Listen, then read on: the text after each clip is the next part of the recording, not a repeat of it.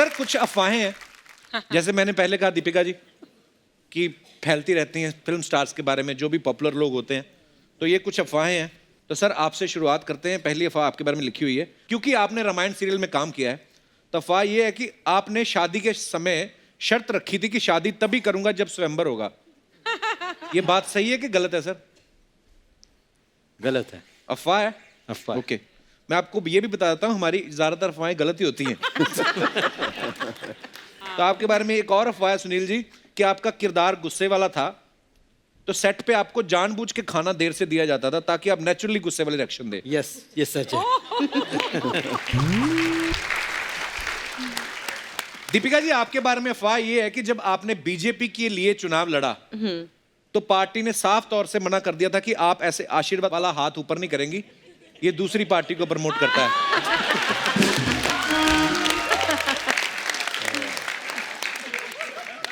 गलत। गलत है? गलत है। अरुण सर आपके बारे में अफवाह है कि शूट के बाद विक्रम बेताल की बात है ये, हाँ। बेताल आपकी पीठ पे बैठ के घर तक जाते थे। ये तो अफवाह ही होगी सर। नहीं तो मैं अफोर्ड नहीं कर सकता था ये। सर एक और अफवाह है हाँ। सुनील जी और आपके बारे में कि वनवास के सीक्वेंस के बाद आपको पत्तों पे सोने की इतनी आदत हो गई कि आप 2 महीने तक अपने बेडरूम में भी पत्ते बिछा के सोते थे। यस, करेक्ट है। करेक्ट? नहीं, मैंने ये नहीं किया कभी भी। अच्छा जी। I didn't do it. Deepika ji एक और अफवाह है आपके बारे में कि आप सुनील शेट्टी जो हैं वो आपके भाई हैं, नहीं। क्योंकि आप धरती की बेटी हैं और वो कहते हैं कि धरती मेरी माँ है।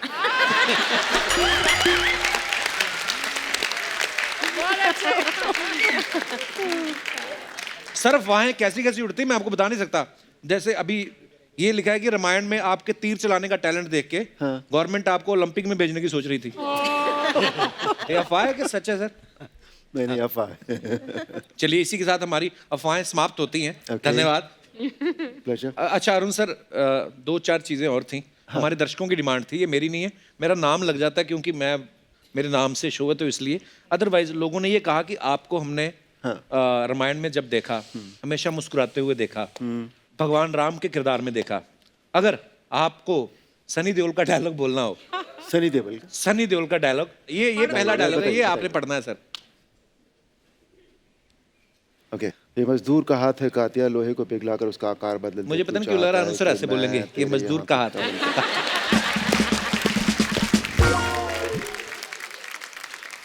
ओके, खड़ा होके बोलूं, बैठ के जैसे बोलूं? आपका मन हो सर। नहीं, जैसे आप बताओ। जैसे आपका मन करे। सनी देओल का डायलॉग है तो खड़े होकर मजा आएगा। वो अग्रेशन आएगा। हाँ। ये मजदूर का हाथ है कातिया, लोहे को पिघलाकर उसका आकार बदल देता है। ओहो, तू चाहता है मैं तेरे यहाँ कुत्ता बन के रहूं? तू बोले तो काटूं, तू बोले तो भौंकूं। वाह क्या बात है sir, superb sir, superb, thank you. बोला सर, बोला।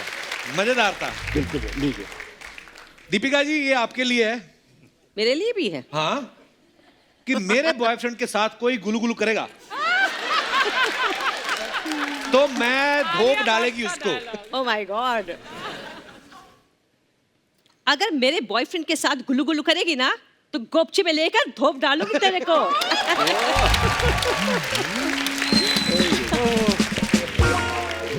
पापा जी। ओह सुनील सर आपके लिए एक डायलॉग है कि मंगल का खून कोई लेमन सोडा नहीं, जिसे विजय जैसे ओंगे पोंगे अपनी प्यास अरे बुझाए। वाह। जय राम जी की। मंगल का खून कोई सोडा बॉटल नहीं जो ओंगे पोंगे अपनी प्यास बुझाएं। जय श्री राम। जय श्री राम। Very nice.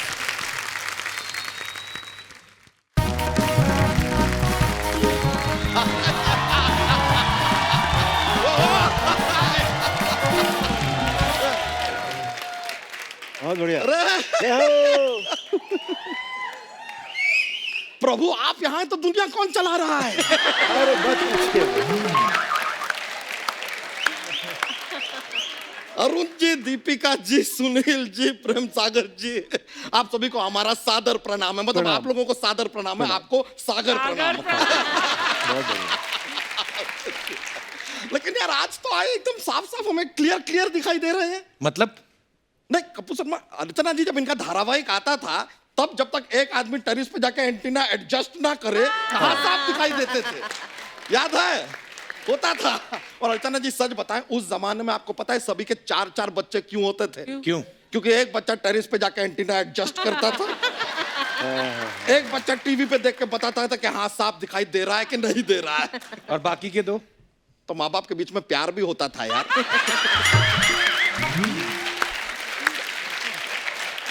सारे बच्चे एंटीना एडजस्टमेंट के लिए पैदा करेंगे क्या? कमाल का बात कर रहे हैं। वैसे इसी काम को मद्देनजर रखते हुए हमने 11 बच्चे पैदा किए, My God. लेकिन तब तक केबल आ गया। लो यार सारे बच्चे वेस्ट। पर तेरे वाले तो अभी हुए ना, तो बात तो तब की कर रहा है तू। अरे हाँ सर, इस बात में सच्चाई है सर। जब आपका धारावाहिक आता था तब हमारा शादी हो गया था, पर बच्चे जरा लेट आए, क्योंकि क्या है आपका धारावाहिक देखने के बाद वैसे ख्याल दिल में आते ही नहीं थे ना। वो तो है। मतलब इतना धार्मिक माहौल कर दिया था कि सच में कई बार तो गलती से हमने अपनी बीवी को बहन बोल दिया कि हे बहन प्यास लगी है, जल प्रकट किया जाए, ऐसा कुछ क्या? प्रेम सागर जी, कपूर शर्मा सच में कह रहे हैं। क्या? पहली बार हमने प्रेम के सागर को देखा है, वरना आज तक प्रेम के चोपड़ा को ही देख रहे थे हम। आप तो बूंद बूंद से बने होंगे सर, क्योंकि बूंद बूंद से ही सागर बनता है। सर ऐसी बातें हम करते रहते हैं, थोड़ा माहौल बनता है जोक्स बॉक्स का, लेकिन बहुत ही प्यारे भोले क्यूट इंसान है। मतलब इनको ऐसा टेढ़ा मेढ़ा कोई इशारा करे ना तो समझ में ही नहीं आता। कैसे? नहीं सच बता रहे हैं। देखिए शादी से पहले करीना कपूर कई बार जोर जोर चिल्ला चिल्ला कर कही थी कि मैं प्रेम की दीवानी हूं, मैं प्रेम की दीवानी हूं, ये समझे ही नहीं।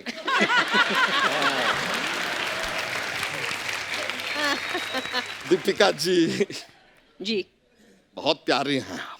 कपूर शर्मा एक बात तो मानना पड़ेगा। क्या? दीपिका कोई भी हो सुंदर तो होती हैं। लेकिन सच में सर हिस्ट्री क्रिएट किया आपके धारावाहिक ने, हिस्ट्री। वैसे हिस्ट्री से एक हिस्ट्री का सवाल हमारे दिमाग में आ रहा है, if you don't mind, can I ask? क्या? या यार ये लैपटॉप में हिस्ट्री को डिलीट कैसे करते हैं? ये क्या बेतुका सवाल पूछ रहा है? नहीं अर्चना जी, क्या हुआ कि हमने ना अभी सर्च किया थोड़े दिन पहले, तलाक कैसे लें। अब अगर ये वाला हमारा सर्च हमारी बीवी तितली ने देख लिया तो सच में वो तो हमको तलाक ही दे देगी। तो क्यों तलाक लेना? इतनी सुंदर तो अच्छी तो है वो। हमारी बीवी को आपने सुंदर कहा? हाँ। कपूर शर्मा आज हम मानते हैं you are best comedian of the world यार। सच में हमने जिस लड़की को बीवी बनाया है उससे बेहतर हम स्वेटर बना लेते। मजाक नहीं कर रहे हैं, कम से कम ठंड में काम तो आती। लेकिन अब हमने तय कर लिया है कि इस बीवी को हम छोड़ रहे हैं, बस दूर कर देंगे तितली को अपने आप से दूर।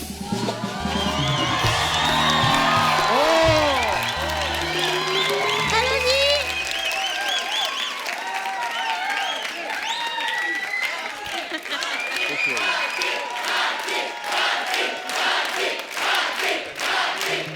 Oh my God! बस करो 1 मिनट। आप सभी को मेरा प्रणाम। प्रणाम। प्रणाम। हाय रब्बा, मैं आपकी इतनी बड़ी फैन हूँ ना। आपका सीरियल इतना धार्मिक था कि जब मेरे डैडी टीवी चलाते थे ना तो पहले नारियल पानी से धोते थे। Oh my God. और ये कभी क्रिकेट खेल लो ना आप लोग तो कभी इंडिया हार नहीं सकती। क्यों? क्यों? क्योंकि मैंने देखा था इनके सीरियल में देवर जी यहाँ ऐसे करके हवा में तीर रोक लेते थे। इन्होंने ऐसे करके ना हवा में बॉल रोक लेनी, फिर बस भाग के रन बनाई जो। लेकिन ओ माय गॉड, मैं तो अपना बताने भूल गई। माई सेल्फ तितली and he is my better full. Better full नहीं, बेटर हाफ होता है भाभी। किधर से हाफ है? ये तो पैदा भी नहीं हुए थे, पृथ्वी से टकराए थे फिर नीचे आए। Oh my God, यही- too cute. यही तुम्हारी ऐसी बातों की वजह से ना सब कुछ छोड़ छाड़ के हम जंगल जा रहे हैं। निकलो अभी अभी निकलो हैं? और जो 11 बच्चे अंदर रखे हुए हैं ना उनको लेके निकलो।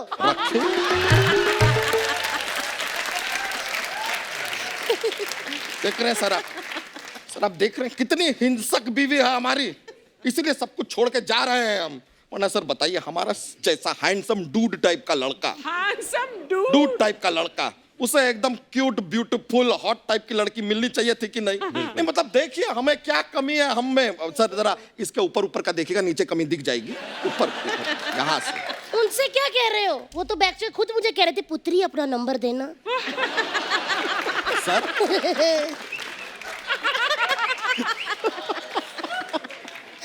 पर तुम लोग इतना झगड़ा करते हो, शादी क्यों की फिर तुम लोगों ने? ओ देवर जी, हमारी शादी नहीं हुई। क्या हुआ? मैं ट्रूथ एंड डेयर खेल रही थी, ये डेयर में मुझे मिला है।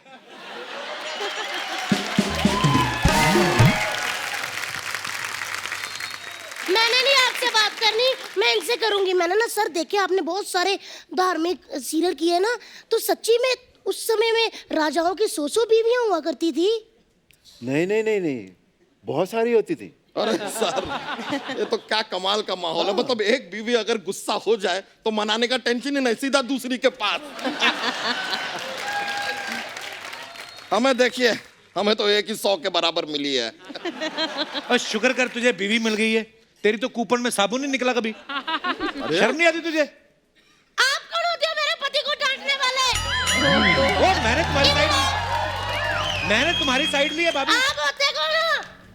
माना कि आपके नाम का शो है, इसका मतलब ये नहीं कि प्रभु के सामने आप मेरे पति की बेइज्जती करोगे। अगर ये सबके प्रभु हैं तो वो मेरे प्रभु हैं, मेरे देवता हैं। कभी आपने उनको ढंग से देखा है? ये तो चलो नॉर्मल धोती है, कभी गीली धोती में देखना। सच्ची कह रही हूँ अर्चना जी, गीली धोती में जब नहा के निकलते तो ऐसे लगता है कि डिम्पल कबाड़िया समुंदर से निकल रही है ना जी? ये छोड़िए, झगड़ा वगड़ा तो हमारा चलता रहता है, होता रहता है। हम आपको जोक सुनाते हैं, जोक। हमारा एक दोस्त है अली, अली, ठीक है। अब वो सड़क पे जा रहा है, अचानक उसे एक 100 का नोट सड़क पे दिखाई देता है, तो अब हम अली को क्या कहेंगे? क्या? लकी अली। 100 का लकी। मजा आ गया यार। हो गया? हंस हंस के बेहोश हो गए सारे। चलो अंदर, जूठे बर्तन और मैले कपड़े पड़े हैं, आओ जाके धोए। अरे यार तुम तो रोमांटिक हो जा रही हो। चलिए सर हम चलते हैं, थोड़े कपड़े धोने हैं हमें। चलिए प्रभु प्रणाम। जी प्रणाम। अच्छा जी।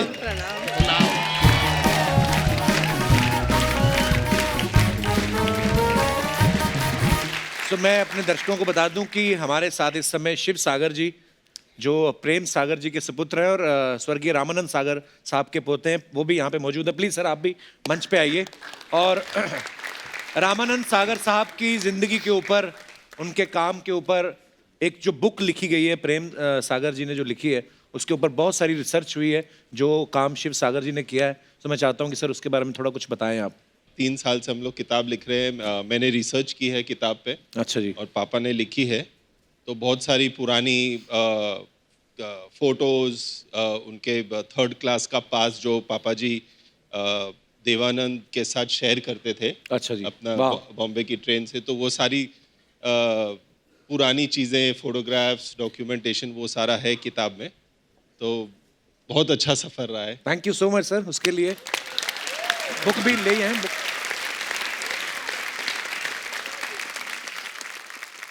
सो ये बहुत ही खूबसूरत बुक जो है, जो रामानंद सागर साहब की जिंदगी के ऊपर है, उनका जो योगदान रहा है टीवी इंडस्ट्री में और फिल्मों में, बड़ी ही प्यारी बुक है। प्रेम जी इसके बारे में और कुछ बताइए आप। अगर आप देखेंगे जी सर। तो इसके जो टाइटल है an epic life Ramanand Sagar ji, from Barsaat to Ramayan. वाह। 1949 में पापा जी की सबसे पहली फिल्म बरसात थी। और मुझे याद है मलाड में एक तेरेसा विला था, उसके एटिक में बैठ के बरसात दिखा करते थे, उसकी स्क्रिप्ट। और मुझे ये भी याद है कि बरसात जब वो एटिक में लिख रहे थे तो पृथ्वीराज जी के लिए पापा जी ने प्लेस लिखे थे पृथ्वी थिएटर्स के लिए। तो राज कपूर जी ने पहले एक फिल्म बनाई थी अंदाज, जो बहुत बड़ी हिट हुई थी जी। उसके बाद 2 फिल्में बनाई, आ और आग, पर वो चली नहीं। पर राज कपूर नरगिस की जो जोड़ी थी, जो हम कहते हैं ना कमर्शियल हिट जोड़ी, तो वो सर्च कर रहे थे कुछ ऐसी स्क्रिप्ट हो। तो उन्होंने अपने पिताजी से पूछा, पृथ्वीराज, कहते एक ही आदमी है जो तुम्हें मतलब जिसे कहते हैं मोहब्बत, उसके पूरे 9 रसों की कहानी दे सकता है, वो है रामानंद सागर। वाह।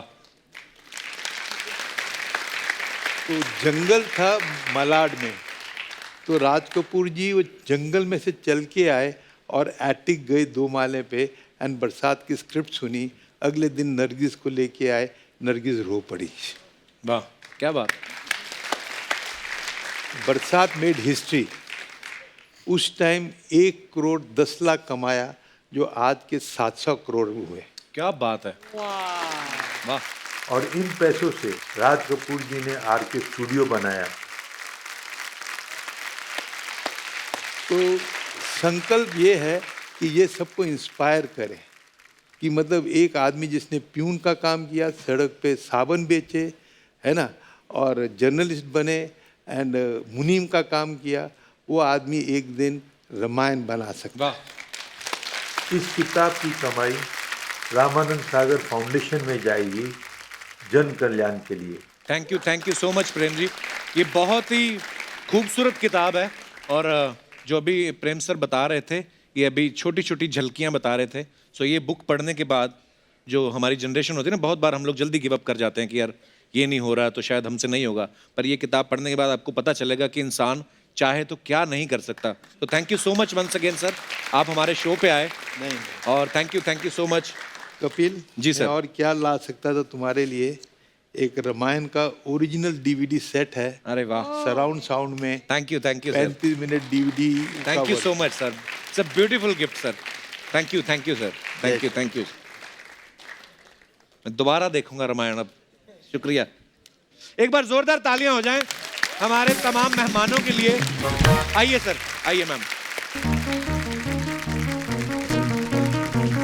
Thank you Prem ji, thank you so much. Thank you Sunil ji, thank you Deepika ji, thank you Arun sir. Thank you. आप लोग आए और यादों को ताज़ा किया और इतने मज़ेदार किस्से हमारे साथ शेयर किए। Thank you so much sir. Pleasure. Thanks a lot. आप सबका भी बहुत बहुत धन्यवाद, और आप सब भी यूं ही हंसते रहिए, मुस्कुराते रहिए, अपने आसपास सफाई बनाए रखें और देखते रहिए the Kapil Sharma show. Good night, शब खैर। Thank you.